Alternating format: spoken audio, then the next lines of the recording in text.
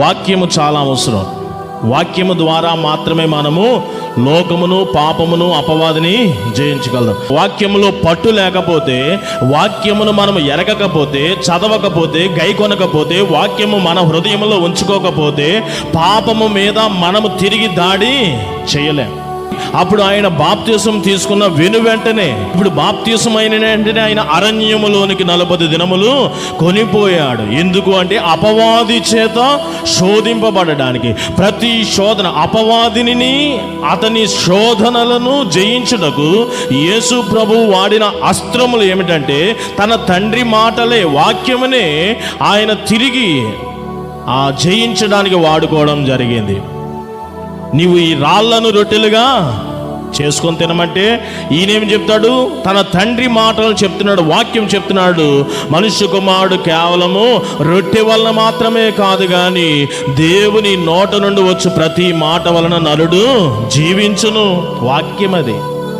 మరి శిఖరం మీద దూకివేయమన్నప్పుడు వెంటనే మరి ఒకసారి అక్కడ కూడా వాక్యమనే, పాదములు రాయిలు తగలకుండా వారు నిన్ను దేవదూతలు ఎత్తుపట్టుకుంటారు కదనే శోధన. 3వ శోధన, లోకమును, లోక మహిమలను నీకు ఇవ్వడానికి ఒక్క సాష్టాంగ నమస్కారం పెడితే చాలంటే ఇదిగో నీ దేవుని శోధింపవలదని నీకు తెలియదా అని మరి ఒక వాక్యం.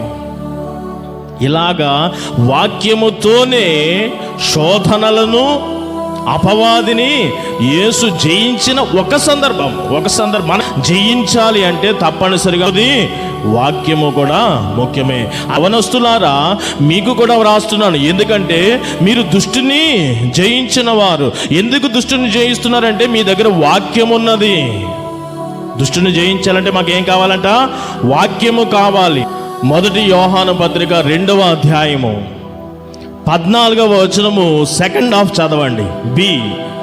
మీ దగ్గర ఏమున్నది? ఇప్పుడు వాక్యం ఉన్నది. కాబట్టి మీరు ఏం చేస్తున్నారు? దుష్టుని జయించగలుగుతున్నారు. నీ ఎదుట నేను పాపము చేయకుండానట్లు నా హృదయంలో ఏం పెట్టుకున్నాను? వాక్యం ఉంటే ఇంకా చాలా, పాపము అసలు ప్రసక్తి లేదు మన దగ్గర రావడానికి. కాబట్టి లోకమును, పాపమును, సాతానును జయించడానికి దేవుని యొక్క వాక్యము